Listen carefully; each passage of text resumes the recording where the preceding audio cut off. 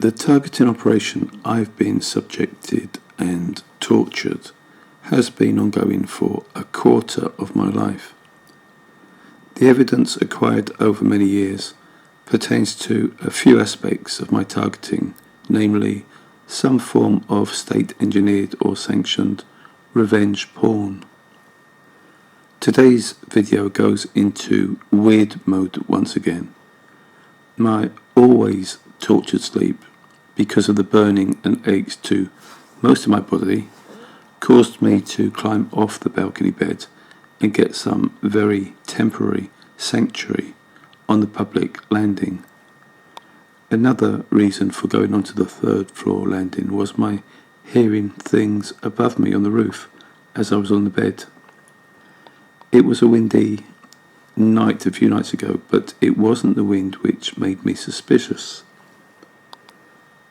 As I sat on the stairs, eyes closed, and hoodie covering my eyes as best I could because of the unwanted lights in the public areas, the burning which affected me on the bed continued to linger, as it does sometimes.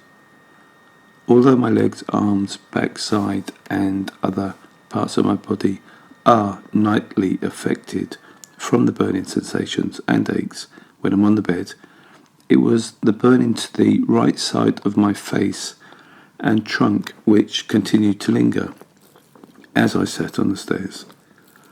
The burning is like a severe sunburn. I desperately wanted to sleep but couldn't hear. The time was about 3:30 in the morning, and there was no one in the public areas aside from myself, and as far as I could ascertain, no one on the roof. Before returning to the bed of torture, I grabbed my tripod, stuck my camcorder on top, and lifted it for a look on the roof. Playing the recording back after my torturous sleep, there was nothing to see, but certainly something to hear. To repeat myself as I must for anyone not familiar with my channel, I listened to this via a separate speaker, not that one, with the volume up fairly high. It increased the hiss, but I did hear voices. I also used earphones and headphones, though the sound only comes out of one side, and the headphones much better, but it was useful to have all three to play the recordings back, over and over and over and over.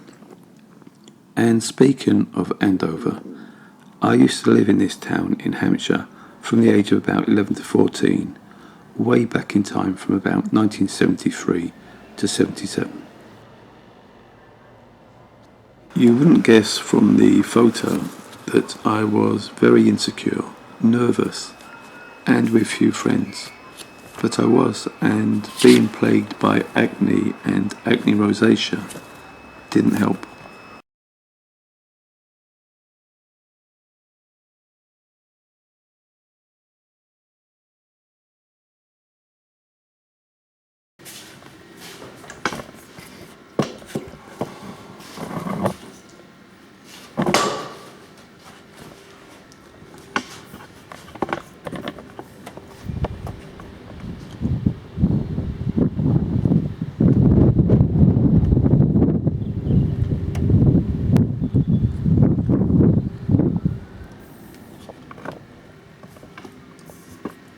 The day before, I was riding to Greenwich via Deptford and saw a guy on his bike hitching a lift.